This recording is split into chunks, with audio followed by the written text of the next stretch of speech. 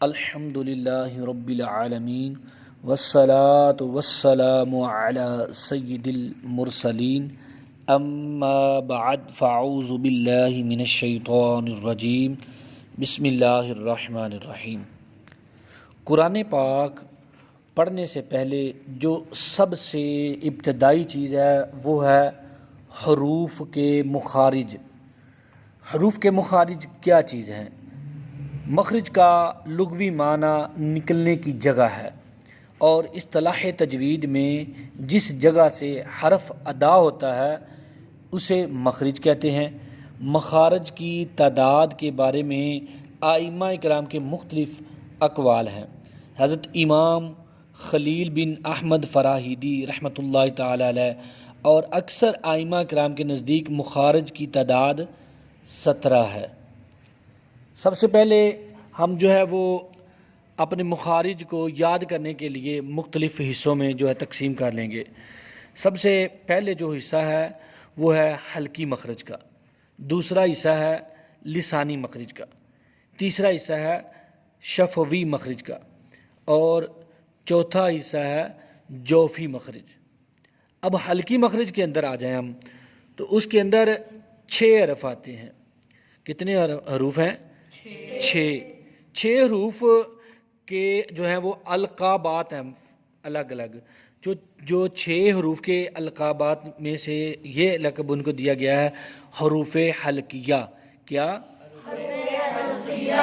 تو حروف حلقیہ میں سے جو سب سے حلق کے 3 حصے ہیں۔ حلق کے کتنے حصے ہیں؟ 3۔ جو 3 حصوں میں سے سب سے پہلا جو ہے وہ ہے نیچے والا حصہ۔ نیچے والے حصے سے ہم شروع ہوتے ہیں۔ نیچے والے حصے سے جو ہے وہ 2 حرف ادا ہوتے ہیں۔ کون کون سے ہیں وہ؟ حمزہ ہا، حمزہ ہا۔ تو دوسرے جو ہیں وہ 2 حرف وہ درمیان سے ادا ہوتے ہیں، ان کو ہم یہ اس طرح بولیں گے حلق کے درمیان والے حصے سے ادا ہوتے ہیں۔ وہ کون سے ہیں؟ عین ہا۔ یہ یاد رکھیے گا کہ عین ہا یہ حلق کے درمیان والے حصے سے ہی ادا کرنے ہیں۔ اگر ہم درمیان والے حصے سے ادا ان کو نہیں کریں گے تو یہ ان کی آواز اس طرح نہیں نکلے گی۔ تو اپنے گلے کو جہاں سے یہ ہڈی ہے، یہ جو دیکھیں اپنے گلے کے نیچے یہ درمیان میں یہ ہڈی ہے، ہڈی سے تھوڑا سا نیچے اپنے گلے کو آپ تھوڑا سا جو ہے نا وہ پریس کریں گے تو انشاءاللہ عز و جل آپ کی آواز گلے کے یہاں سے درمیان سے آپ کو خود اندازہ ہو جائے گا کہ یہ صحیح نکل رہی ہے۔ پڑھیں ذرا ہا۔ دیکھیں یہاں آپ نے پریس کیا تھوڑا سا تو آپ کا جو پش کرنے سے آپ کی آواز بالکل صحیح نکل رہی ہے۔ تو عین ہا دونوں کا یہیں سے آواز کا نکلنا ضروری ہے۔ تو غین خو یہ حلق کے اوپر والے حصے سے ادا ہوتے ہیں۔ آج آ جائیں گے لسانی مخرج۔ لسانی مخرج کے اندر سب سے پہلا حرف ہے قاف کا۔ تو قاف کے جو القابات میں سے ہے اس کو بولیں گے حروف لہویہ۔ کیا بولیں گے؟ لہویہ۔ لہویہ کے اندر 2 حرف آتے ہیں۔ کتنے حرف آتے ہیں؟ 2۔ کون کون سے؟ قاف کاف۔ تو قاف جو ہے 2 نقطوں والا، یہ زبان کی جڑ اور تالو کے نرم حصے سے ادا ہوتا ہے۔ دوسرا جو کاف ہے یہ زبان کی جڑ اور تالو کے سخت حصہ سے ادا ہوتا ہے۔ اس کے بعد آ جاتا ہے حروف شجریہ۔ یہ اس کے اندر 3 حرف آتے ہیں، جیم شین یا۔ یہ ایک ہی جگہ سے ادا ہوتے ہیں۔ اس کا مخرج ہے زبان کے درمیان اور تالو کے درمیان سے ادا ہوتے ہیں۔ اس کے بعد آ جاتا ہے حروف حافیہ۔ حرف حافیہ تو اس لیے اس کے اندر ایک ہی حرف آتا ہے، وہ ہے دود۔ دود کا مخرج ہے یعنی یہ کہاں سے ادا ہوتا ہے؟ یہ زبان کی کروٹ اور اوپر کی داڑھوں کی جڑ سے ادا ہوتا ہے۔ زبان کی کروٹ اور اوپر کے داڑھوں کی جڑ سے ادا ہوتا ہے۔ اب آگے آ جائیں لام۔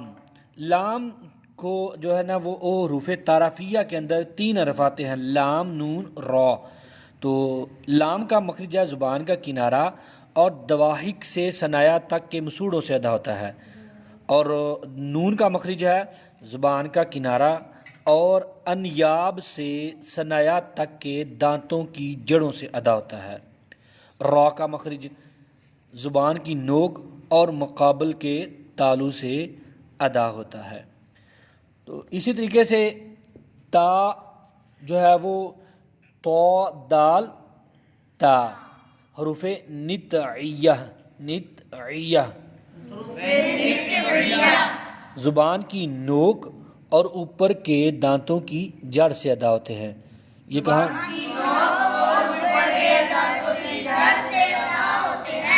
جی اسی طریقے سے آ جاتے ہیں حروف لاساویہ۔ لاساویہ کے اندر بھی 3 حرف آتے ہیں، وہ کون سے ہیں؟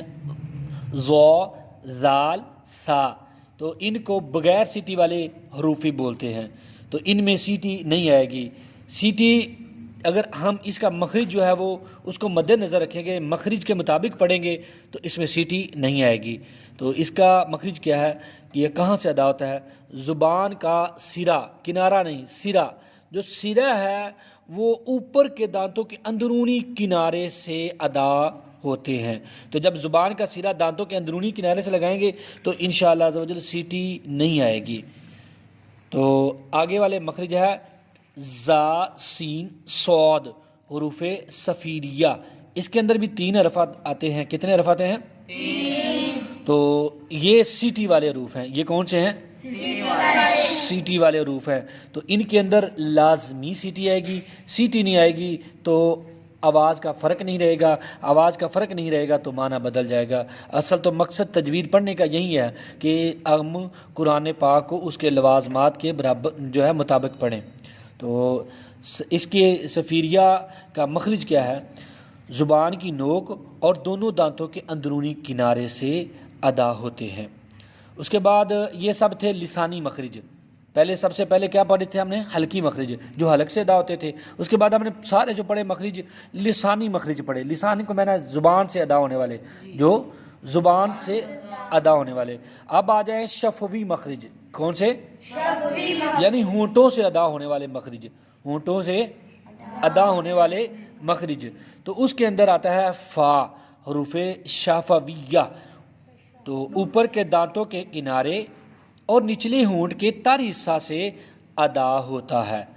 تو اسی طریقے سے حروف شفویہ کے اندر ٹوٹل 4 حرف ہیں، با، میم، واو۔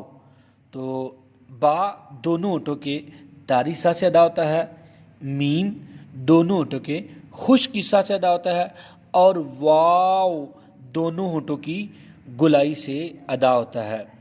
جوفی مخرج، حروف مدہ الف، واو اور یا۔ جوف دہن یعنی منہ کا خلا، تو یہ منہ کے خلا سے ادا ہوتے ہیں، ان کو بولتے ہیں جوفی مخرج۔ خیشوم یعنی ناک کا بانسا، یہ غنہ کا مخرج ہے۔ کس کا مخرج ہے؟ یعنی غنہ کا، یعنی ناک میں آواز لے جا کر پڑھنے کو غنہ کہتے ہیں۔ ناک میں آواز لے جا کر پڑھنے کو کیا کہتے ہیں؟ غنہ کہتے ہیں۔ تو جب ہم کسی بھی حرف کو پڑھیں گے تو صرف اور صرف جن کی ناک میں آواز جاتی ہوگی ان کے لیے ناک میں آواز لے جا کر پڑھیں گے، ورنہ کسی اور حرف کو ہم ناک میں آواز لے جا کر پڑھیں گے تو وہ غلط ہو جائے گا، اس کے معنی میں تبدیلی آ جائے گی۔ اللہ تبارک و تعالی ہمیں اس پر عمل کرنے کی توفیق نصیب فرمائے، آمین بجاہ نبی الامین صلی اللہ تعالی علیہ وآلہ وسلم۔